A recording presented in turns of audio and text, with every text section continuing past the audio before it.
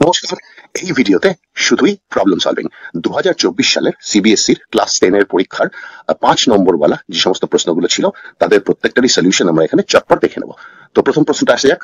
তো প্রশ্ন তো স্ক্রিনে রয়েছে। প্রশ্নে যে ইনফরমেশন দেওয়া রয়েছে সেই ইনফরমেশন বা তথ্যগুলো সমস্তই তলায় যে ডায়াগ্রামটা আছে সেই ডায়াগ্রামটায় ট্রান্সফার করা হয়েছে এবং প্রশ্ন অনুযায়ী আমাকে পিলারের height which is H in the diagram বের করতে হবে এবং পয়েন্ট পি কে লোকেট করতে হবে লাইন এ বির উপরে। তো আমরা ট্রিগোনোমেট্রি ব্যবহার করব। tan থিটার ফর্মুলা tan 60 ডিগ্রি, তারপরে tan 30 ডিগ্রি, তারপরে h আর x কে সাবস্টিটিউট করা এবং তারপরে অঙ্ক কষতে কষতে আমরা পেয়ে যাব x এর ভ্যালু 25 মিটার এবং h এর ভ্যালু 43.3 মিটার। পরেরটা দেখা যাক। প্রশ্ন একটি প্যারালেলোগ্রামের এবং আবার প্রশ্নের সমস্ত ইনফরমেশন ডায়াগ্রামটা ট্রান্সফার করে দেওয়া হলো এবং প্রশ্ন অনুযায়ী বা ইনফরমেশন যা দেওয়া আছে সেই অনুযায়ী অ্যাঙ্গেল এ আর angle C must be equal, কারণ তারা opposite sides of a parallelogram. এবং সেই একইভাবে অ্যাঙ্গেল বি বা এ বি ই এবং বি এফ সি আর ইকুয়াল, কারণ A B R DC parallel. তাহলে যা তথ্য অলরেডি দেওয়া রয়েছে সেই তথ্য অনুযায়ী এই যে ট্রায়াঙ্গেল এ বি ই আর সি এফ বি তার দুখানা করে করসপন্ডিং অ্যাঙ্গেল সমান হচ্ছে। এবার যে কোনো ট্রায়াঙ্গেলেরই তিনটে অ্যাঙ্গেলের যোগফল 180 হয়, এই জন্য the third corresponding angle should also be equal.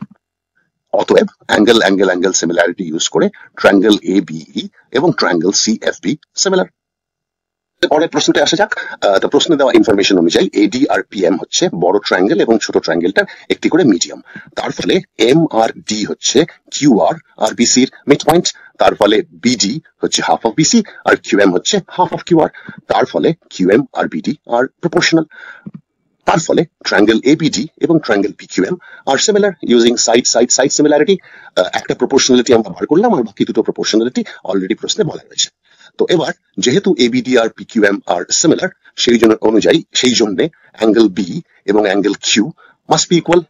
এবং নাও ট্রায়াঙ্গেল এবিসি এবং ট্রায়াঙ্গেল পিকিউ আর এ যদি দেখা যায় তো এখানে আমরা সাইড সিমিলারিটি পেয়ে যাচ্ছি। সাইড এবং সাইড প্রশ্নে দেওয়া রয়েছে এবং অ্যাঙ্গেল দুটো যে ইকুয়াল, ইনক্লুডেড অ্যাঙ্গেল দুটো যে ইকুয়াল সেটা আমরা এস্টাবলিশ করলাম। পরের প্রশ্ন একটি ট্রেনের যাত্রাপথ। তো আবার প্রশ্নে যে তথ্য দেওয়া রয়েছে সেই ইনফরমেশন গুলো তলায় ট্রান্সফার করা হলো এবং চট করে এবার স্পিডের ফর্মুলাটা লিখে নেওয়া যাক। স্পিড হচ্ছে ডিস্টেন্স ডিভাইডেড বাই টাইম, তাহলে টাইম হচ্ছে ডিস্টেন্স ডিভাইডেড বাই স্পিড। তো এখানে ভ্যালুগুলো বসিয়ে দেওয়া যাক। ভ্যালুগুলো বসিয়ে দিয়ে তারপরে একটু গুণ করে ফেলে সিম্পলিফাই করার পরে আমরা একটি কোয়াড্রেটিক ইকুয়েশন পেয়ে গেলাম। s square plus 15s minus 180 multiplied by 15 equals to 0। তাহলে এই কোয়াড্রেটিক ইকুয়েশনটাকে সলভ করলেই আমরা ট্রেনের ইনিশিয়াল স্পিড পেয়ে যাব। তো এইটাকে সলভ করার জন্য আমরা যেটা ব্যবহার করব সেটা হচ্ছে root formula of the quadratic equation. সেই রুট ফর্মুলাটা ডান দিকে দেখা যাচ্ছে, সেখানে আমরা ভ্যালুগুলো বসিয়ে দিয়ে একটুখানি সিম্পলিফাই করলে পেয়ে যাই s ইকুয়াল টু 45।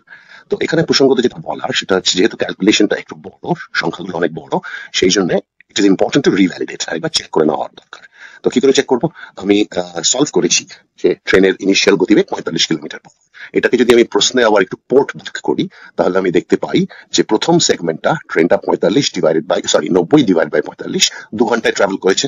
পরের সেগমেন্টটায় 15 কিলোমিটার বেড়ে গেছে স্পিড, তার মানে স্পিড হয় নিশ্চয়ই 60। তাহলে 90 কে যদি 60 দিয়ে ভাগ করি আমি পাই 1.5 which is 30 minutes less than the first segment। সেক্ষেত্রে আমি তার মানে ঠিকই অঙ্ক কষেছি, ভুল হয়নি। এবার আরেকটা জিনিস যেটা বলার সেটা হচ্ছে এর থেকে সহজে করা যেত, একটু কম অঙ্ক করতে হতো যদি আমি এটা ফ্যাক্টরাইজ করে নিতাম। 180 মাল্টিপ্লাই বাই 15 কে যদি 60 আর 45 দিয়ে রিপ্লেস করে নিতাম। তো এবার কথা হচ্ছে যে ফ্যাক্টরাইজেশন সবসময় মাথায় নাও আসতে পারে, এসে গেলে ভালো। যদি না আসে তাহলে শিওর শর্ট মেথড হচ্ছে ইউজিং দ্য রুট ফর্মুলা। পরেরটা যাওয়া যাক। এখানে একটা ইকুয়েশন দেওয়া রয়েছে এবং সেই ইকুয়েশনটা যদি আমি লিখে ফেলি তাহলে এরকম দেখতে লাগে। তো সেটাকে এবার একটুখানি সিম্পলিফাই করে নেই, তাহলে দেখতে লাগে এইরকম। এইবার যেটা বলা হচ্ছে যে এই ইকুয়েশনটার রুটস গুলো সমান এবং দেয়ার রিয়েল। তো সেক্ষেত্রে এই যে এক্সপ্রেশনটা, এই এক্সপ্রেশনটার একটা পারফেক্ট স্কোয়ার হতে হবে।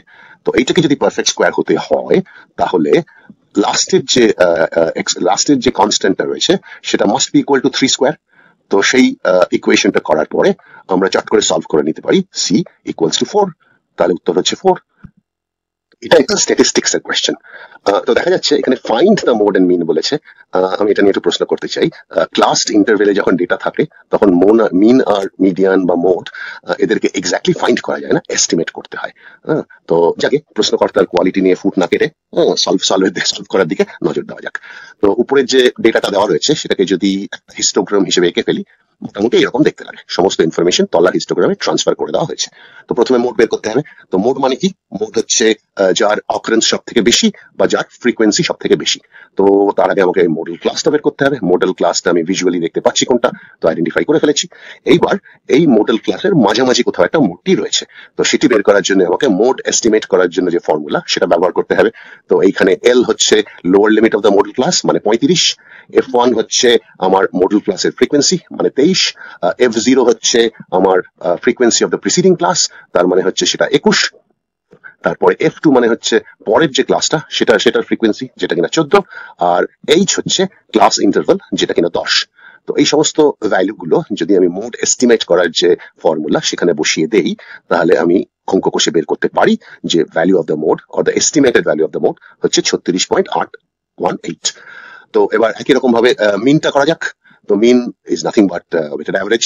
তো সেক্ষেত্রে মিনটাকে এস্টিমেট করার ফর্মুলা হচ্ছে sum of MI NI divided by N, মানে হচ্ছে গিয়ে প্রত্যেকটি অকারেন্স যদি মাল্টিপ্লাই করি তার ভ্যালুর সঙ্গে এবং তারপরে সেটাকে যদি টোটাল সাইজ দিয়ে ডিভাইড করি সেটাই হচ্ছে মিনের এস্টিমেট। তো সেই ফর্মুলাতে আমি যদি এবার যা ভ্যালু গুলো দেওয়া রয়েছে সেগুলো বসিয়ে দিয়ে মোটামুটি আমি মিন তারপরে ক্যালকুলেট করতে পারি। ক্যালকুলেট করে 35.375 পাই। তো একটা ছোট্ট প্রশ্ন এখানেও, মোড বা মিন যখন বের করেছি ঠিক করেছি কি? ফর এক্সাম্পল মোডটা নিয়ে ভাবা যাক, 36.8 যেটা কিনা 35 এবং 45 এর মাঝামাঝি রয়েছে, তার মানে অবভিয়াসলি মডেল ক্লাসে রয়েছে, সেক্ষেত্রে আমার ক্লাসটা ঠিক। এবার আরেকটুখানি যদি আমি টেস্ট করি সেক্ষেত্রে দেখছি 36.8 যে মোডটা বেরিয়েছে সেটা মডেল ক্লাসের শুরুর দিকে মানে 35 এর কাছাকাছি, 45 থেকে দূরত্বটা বেশি, এবং সেটা জাস্টিফাইড কারণ আমি যদি মডেল ক্লাসের বাদিকে নজর রাখি দেখছি ডেন্সিটিটা একটু বেশি ডান দিকের থেকে, তাহলে মডেল ক্লাসের মাঝামাঝি না হয়ে মোডটা একটু বাদিক ঘেঁষে হবে, এবং তাই হয়েছে। তো সম্ভবত সেই কারণে আমার ক্যালকুলেশনটা ভুল হয়নি।